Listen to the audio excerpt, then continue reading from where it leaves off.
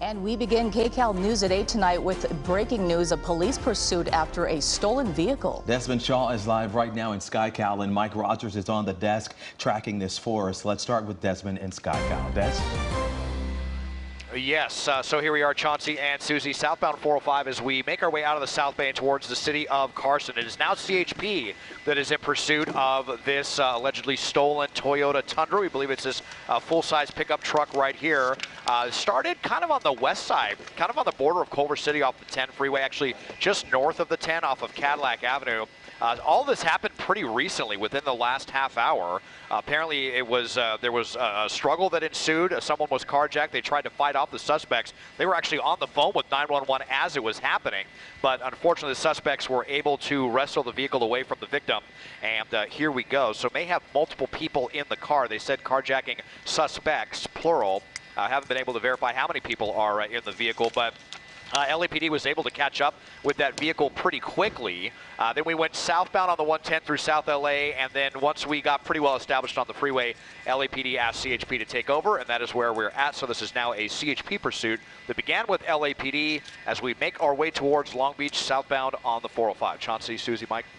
Let's go to assignment editor Mike Rogers at the desk for some more information. Mike? Yeah, so here's how this all came out. We were actually listening to the radio traffic. This was officers from Wilshire Division that responded to that block on Cadillac Avenue. And the way this worked out is a witness was calling 911 saying, hey, it looks like these guys are trying to take this truck. The victim and the suspects are fighting in an alley here. So LAPD was initially responding to that for an attempted carjacking. And then as LAPD was responding, the witness called back and said they got the car, they took off. They were able to be so close in the area, those officers were able to get right behind it and follow the suspect and try to get them to pull over, and they didn't. Here's the other thing with this. The suspect is a named suspect. LAPD knows the name of the suspect. Not from the victim, interestingly enough, but the witness. The witness who called 911 said, hey, this is so-and-so. They are not known to the victim. So the victim who had their truck stolen has no idea who these people are, but a witness who saw it does know who they are, and we're able to give that name to the LAPD. So the LAPD, very interesting, right? So the LAPD knows who this person is, but not from the victim. Usually, 9 times out of 10, when we see carjackings like this or those kinds of situations, it's a domestic or it's something between two people who know each other. In this situation, the two people do not appear to have known each other, but a third party did know who the suspects were and were able to relay that to LAPD. So this caller or the witness was just randomly able to see this happening and said, hey, I think they're about to try to take this. And hey, I think I know this person? Right, yeah, and who knows if there was some sort of altercation or something with this suspect prior to that, and this witness had already had their eyes on them. That's kind of the gist I was getting at. I also heard a William unit out at the scene, so there are already detectives with the victim talking to that victim. So that's how the information got relayed. The detective let communications know, hey, the victim and suspect don't know each other, but a witness does. Huh. Wow. Yeah. Interesting set of circumstances here. Apparently the witness, as Mike was just talking about, the witness who was reporting this to police and giving them descriptions of what was happening, they actually witnessed some sort of altercation between the victim of the carjacking, as we know, and the person who is now driving this car who allegedly stole it. Mike, any word on how many people are inside this car? We've heard multiple. They've kind of not really locked down exactly how many. We heard potentially 3, but that number seems to be a little bit fluid. LAPD doesn't generally seem to have a good grip on how many other than more than one. Now we're dealing with CHP, who has taken it over, so they're doing their thing. LAPD, interesting enough, had wanted to do a pit maneuver. The watch commander denied the pit maneuver due to the high-profile nature of the truck. They were worried that it would flip. The other thing that's pretty distinctive about this truck is it looks like it has its own kind of grill or version, a civilian version of a push bar on the front of it as well. So that's kind of interesting too. And Mike, this seems like it was kind of violent in the beginning. You talked about one of the victims and the suspects fighting during this carjacking. Right, and we don't know if they were armed, right? That's what we've been listening. I did at one point hear communications LAPD dispatcher ask the unit if there was a weapon involved, and there wasn't a kind of a clear answer, or not at least one that I heard of a response on that. So that's unclear. Certainly we know that the victim is not injured of the carjacking. We know that person didn't get hurt. They were trying to, fight off and fend for their property here when all this went down. Yeah, oftentimes we'll see when they are armed that law enforcement officials will want to go after them and get them because they do pose a possible danger to the public with a weapon, whether it is, pointed at that person or pointed at the public or not. But at this point, we don't know, but it might seem that they are armed just because of the fact that maybe, it could have been they took it by force. Who knows? And there's a couple indicators when we deal with the LAPD. LAPD has a set guidelines of if you're chasing a car for this, you can't go into tracking because of the nature of the crime. And I don't know, again, if this person is armed or not, but LAPD has never wanted to go into tracking. They've never asked to go into tracking. They've been with it the whole time. And then eventually, once we really got away from, Wilshire Division is kind of mid-Wilshire, mid-city, Pico Robertson, that area. Once we got into the Carson area, the LAPD was like, all right, let's have CHP take this over. We're kind of well far away from our division. And now CHP has taken it over. By the way, CHP did try to set up a spike strip already on the 91 freeway before they even had control of the pursuit. They tried to set up a spike at the 91. We don't believe that was successful at all. Interesting. We had a pursuit last week where the LAPD did not want to relinquish it all the way down clear to Orange County in Santa Ana. So this is one that they're definitely letting the CHP take over. And we always talk about why they might want to do that. Well, agencies have different means and modes of communication. And when they're on different frequencies, it's different, or it's difficult to relay information such as where the suspect is going, where they're headed, different things that the chopper might be able to relay down to the ground units below. But in this case, it looks like the CHP is taking over. And is the CHP above it as well, or is it still the LAPD chopper, Mike? Des, I think it's LAPD still, right, Des? I believe so, yeah. I see the black and white markings that are similar to the cruisers there. It does look like LAPD that is still on this one. So CHP will most likely be having their helicopter come in, actually going kind of towards where they're based out of Fullerton Airport. So it'll be a pretty short jump for them to come and pick up on this one. So we'll see if we hear them on the common frequency. I actually up here do, at some point. see them coming. They're actually coming from the, sorry, Des, they were coming from the north. They were doing something up in the valley. So they're actually making their way. They're coming through Southgate, Linwood area right now. Oh, yeah, kind of unfortunate there. We're actually kind of headed down towards them, that they just happen to be up kind of where we're based. So they're playing a little bit of catch-up right now. But the good news for them, and kind of one thing I've just found peculiar, especially considering, what sounded like the violent nature of this call, is that we're not going very fast at all. We're not even at the speed limit. We've been down around, actually look right now, maybe 45, maybe 50 miles an hour. Not very fast at all. A lot of times when you have something like this, like a carjacking, we see these people drive like total lunatics out there. And that is not the case so far. We've barely seen any lane switching. Dare I say, I even saw a turn signal earlier. Always kind of weird when you see that in a pursuit. And the suspect just kind of casually, I noticed, like, we'll double in right here, and he's got one arm on the steering wheel, and I'm pretty sure he's been on the phone the entire time. So talking to someone on the phone. Looks a little agitated. Wish we knew who that was right now. But yeah, it looks a little bit agitated right now. Might be wearing a tank top right now. I think maybe a shaved head. We're getting a couple of details here with this suspect right now as we really double in for a second.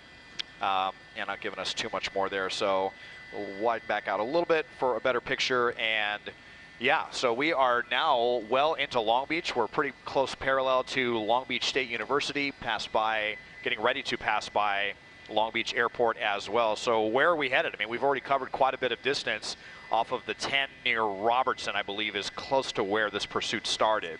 And came eastbound on the 10. And, fortunately for this suspect anyway, traffic has been really light. Memorial Day traffic, most of the traffic kind of is coming back from the far-fledged destinations of the weekend, like Vegas or San Francisco or something like that. So around town traffic's been pretty easy today, and it certainly has been for the suspect as we make our way towards Orange County. Yeah, certainly not high rates of speed here. And I did see him use a turn signal. Mike Rogers, back to you at the desk. Do you have some more information? Yeah, so CHP had the same question we did on whether or not these guys were armed. So they just clarified with the LAPD. The LAPD says they are not armed. The weapon used was, they call it weapon used, but was force, bodily force, to overtake the victim and get the truck. So a bit of good news that they do not appear to be armed at this point. CHP just clarifying that with the LAPD. CHP also getting word that, we had is that the LAPD knows who this person is. So LAPD is trying to verify. A lot of the times what we see with CHP, and I got to be honest, not necessarily, at least on the radio side with some of the other agencies, but CHP really likes to know who they're chasing so they can try to run an address. Where does this person live? Can we get a unit over there? CHP is very proactive in sending people to the suspect's house in case they double back there during the incident. Yeah, Mm-hmm. absolutely. During the chase to either try to get a family member who knows this person or be there in case the suspect wants to go home. Yeah, and speaking of someone this person might actually know, the driver, Mike was just talking about how in this entire situation there was some sort of altercation between the victim and the suspect or suspects who are inside this car right now, who allegedly carjacked them. And the witness is the one who called in to police and said, I know this person. So I wonder, we were just wondering just a minute ago who this person in the driver's seat might have been talking to, perhaps on the cell phone. Perhaps it was someone who knows that person. We actually, like Mike was saying, this is a named individual, so the CHP knows who this person is, the person who was driving this car and who was involved in this alleged carjacking. So who knows? They might be headed somewhere where they actually know. They might actually be headed to a familiar place, but oftentimes, we see them going back to a familiar place so that they can, go on surface streets and know their way around the neighborhood. But it looks like they're going south right now. Right, and it's super interesting because, in theory, right, the witness knew who the victim was. So you would think that the witness maybe lives in that area or something like that. So now we are so far away from where this all transpired. Does the suspect have any idea where they're going? I mean, they just grabbed a freeway and kind of got on the 10 East and then 110 South, and they've just followed it all the way down to the 405. Now, as we enter into Orange County, the Orange County CHP units are getting into place to take over. So you wonder, are they going home? Were they already closer to home where this started since that witness knew them? Kind of what's the deal? Yeah. And Mike, you said at one point that witness was actually on the phone with 911 while witnessing this carjacking. Yeah, that's how when I went back and listened to the radio traffic, LAPD had gotten the call of an attempted carjacking. This woman said, or I shouldn't say woman, this person said, this two people are fighting and it looks like they're trying to take over the car, and then called back, and officers who were on their way got more information that said the RP reporting party called back and said the suspects have gotten in the car and have left. And then they gave them a direction of travel, and the units were close enough that they were able to spot the car as it was leaving, got into what's called a following, which is the precursor for a pursuit, tried to pull the truck over, it didn't stop, and here we are. Yeah.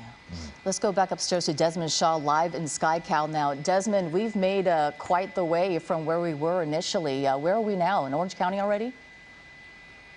We are now in Orange County. We're just crossing over the border now as we came south of the 605. We are coming past the 22 freeway, or we will be shortly, I should say. So we are definitely into Orange County now at this point. And again, you just the speeds here really, nothing super crazy. This guy's almost just kind of driving along as if he's ignoring the law enforcement that is right behind him right now. Actually, looking out the window and looking at what looks like a CHP motorcycle unit that maybe they might be the ones that are going to be running kind of the round-robin sort of traffic break to keep traffic away from the suspect right now. We'll see. I'm just kind of looking at that out the window right now. So, where are we headed? I'm kind of getting the impression, since the suspect is not making any serious attempt to get away from the authorities, we're just kind of buying time. I mean, they've been on the phone the entire time, and it makes me think that there may be some two-way communication happening between the suspect and law enforcement, or them and someone else affiliated with this whole situation. We've seen that many times, especially when these suspects are on the phone the whole time. It's like they're just trying to buy some time. If they're telling their side of the story about something, who knows? But just based on experience, that's kind of the impression that we're getting. So, does this person live in Orange County? I mean, that's where we're headed for sure. I mean, we're actually already in Orange County. So actually, it looks like we're going to be, southbound 405, which is good news for us, because if we would have gone 22, we could have run into some issues with Disneyland's airspace. But, well, we might have some other issues with John Wayne. We'll see. Sometimes they can be kind of finicky to deal with as we branch away from the 22, continue southbound 405, making our way into Westminster and Huntington Beach. And you can see those wide open freeways, especially when you get down to Orange County on the 405. And you can see those units behind this person, but really bare freeways as it is. The 405 freeway is rarely this way. And it's interesting, I think Des mentioned it, they're probably running a traffic brake back there to keep the cars, away here, because he's not going fast enough to keep up with the flow of traffic. So there's no way. They're probably running, as Des gives us a wide shot there. I bet you there's a unit right in the back that's running a traffic brake pretty far behind, actually. Yeah, there's that motorcycle Des was talking about running the traffic brake. But regardless, even when before this, the traffic brake was initiated when LAPD was chasing the guy, still freeway speeds. I mean, the airship kept saying, maintaining the flow of traffic, maintaining the flow of traffic, which, you know, to Desmond's point, there are people that desperately want to get away, and there are people that just kind of drive. Yeah, by time, as you mentioned. And we haven't seen him go at high rates of speed, the suspect, the driver, and also using turn signals at some point. Desmond, I think you also pointed that out at one point during this pursuit, and as the suspect or as his driver was changing lanes, using those turn signals. Yeah, it's always kind of a silly thing. Oh, we had a unit that was right there. Actually, I'm not sure if they tried a spike strip attempt there, maybe under the bridge. I didn't see anything, haven't heard anything about a spike strip attempt, but we'll see if anything like that happened. But yeah, it's always a funny thing. It's like, are they trying to buy brownie points or something by using their turn signal and thinking, I don't know, that's going to get them off more lenient, you know, once they're in handcuffs? It's always kind of a funny thing. Des, really quick, I'm sorry, we just heard on thing that you need to be doing. Sorry, Des, I just wanted to tell you, we heard on the radio that was a spike strip attempt, and there was a successful spike. Gotcha.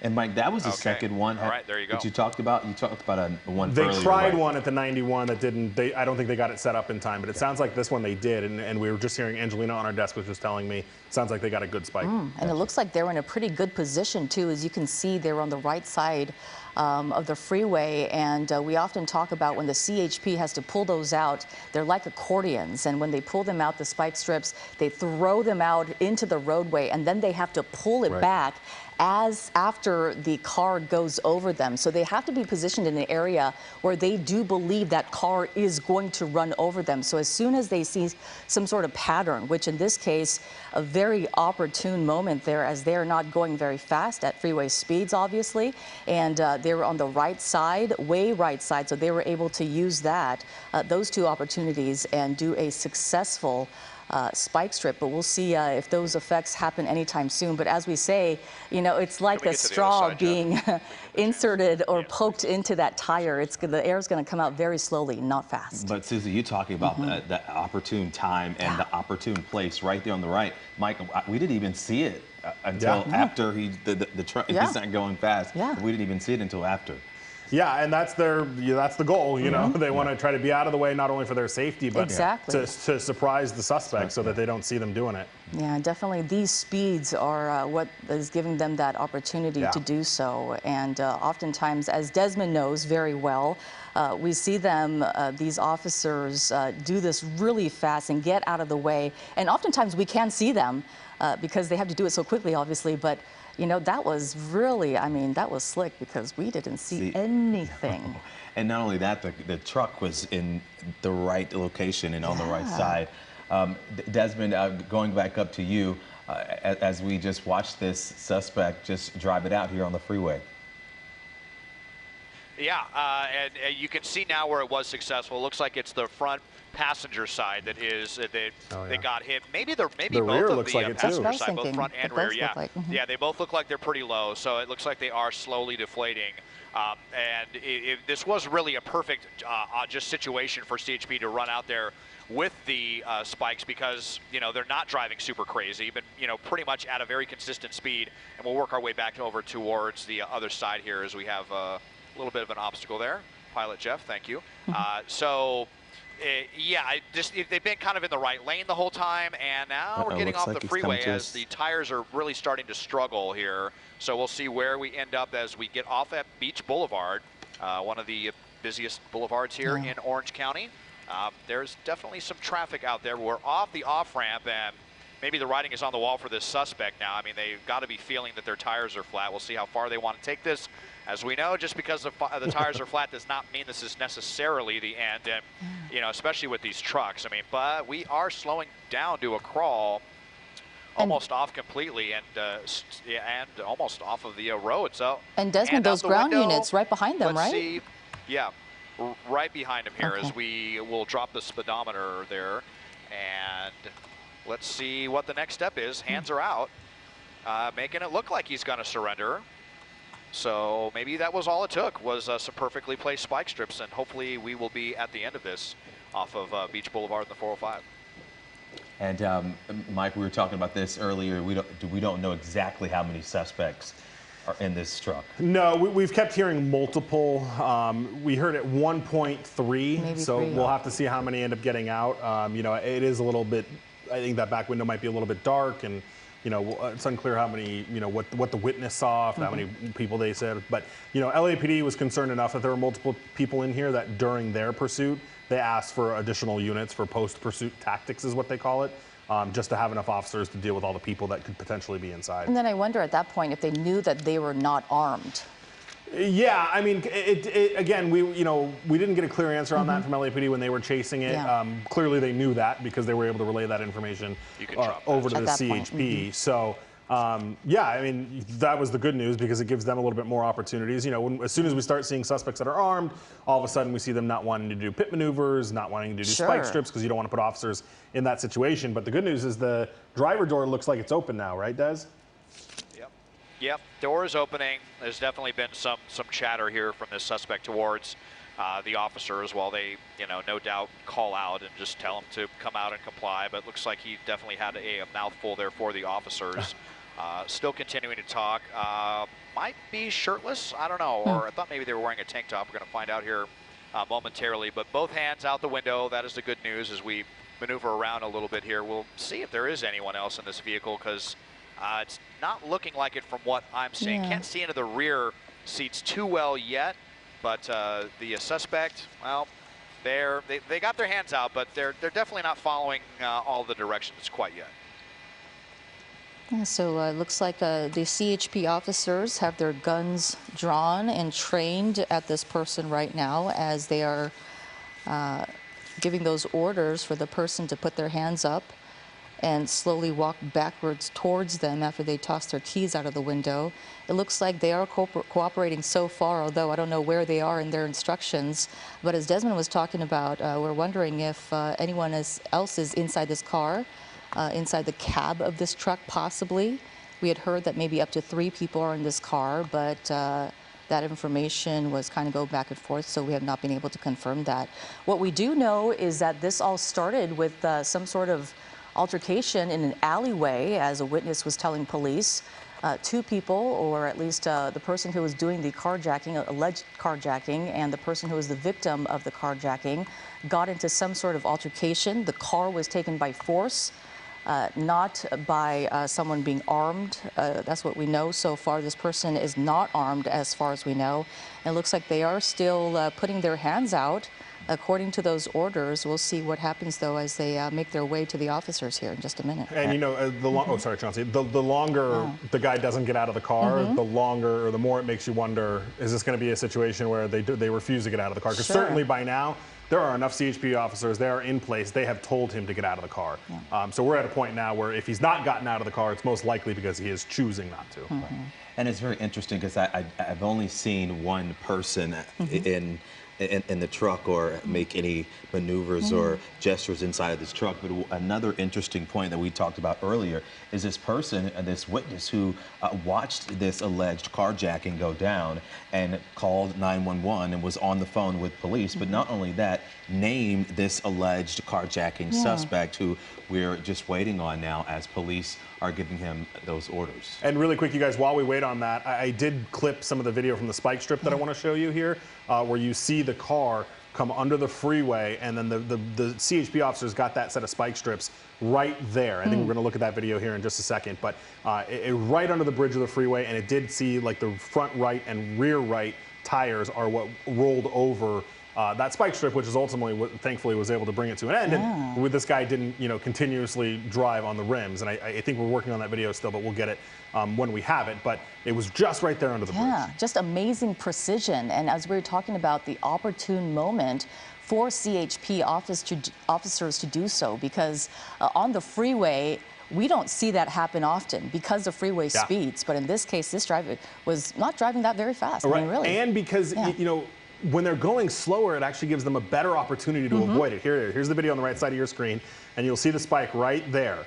That's where he was able to kind of roll right over it, and how quickly they pulled it away. They very, very right quickly were able to pull it away. Exactly. Yeah. Exactly. So, I mean, you know, and again, 9 times out of 10, when the driver's going this slow, they see it and swerve.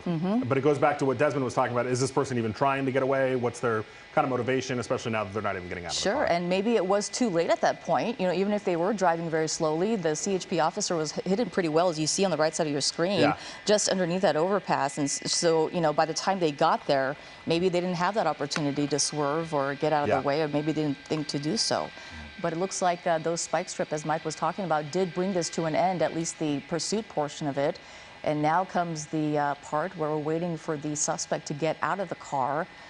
They have probably heard these orders multiple times by now, but it looks like they do have their hands up, but that's it at this point. Desmond, and it looks like that this suspect has also made some maneuvers more to get out of this truck, and this hand wave that he keeps doing, and it looks like he's also talking back to those officers behind him. Yeah, I mean, I can't imagine what the holdup here is. There's really no excuse unless there's, you know, some kind of language barrier or something like that, but they're kind of moving like at the speed of a tree sloth right now. I mean, it's very simple to just get out and walk backwards, put your shirt up so we can see that there's nothing in your waistband, and get in the handcuffs. I mean, the longer we draw this out, the longer that the suspect is risking getting pelted by pepper balls or something like that, and they're almost certainly going to be in handcuffs one way or another. So it's really just kind of drawing this out for no reason. We've had the hands up the entire time. Looking back, talking at the officers, just, you know, I don't know what they're waiting for, but if he thinks that he can say something, some kind of magic word that's going to make them all disappear or something, I don't know, but it's definitely kind of a weird thing to see, guys. All right, Desmond, thank you. We're going to keep a close eye on this. Thanks, Mike. Thanks, Des. We're going to... All right, let's go back now to our breaking news, the end of a pursuit in Orange County. Desmond Shaw is live right now at Sky Cal, and Mike Rogers is on the desk. He's been following this for us as well. What's the very latest? It seemed like this alleged carjacking suspect has been taken into custody, Des.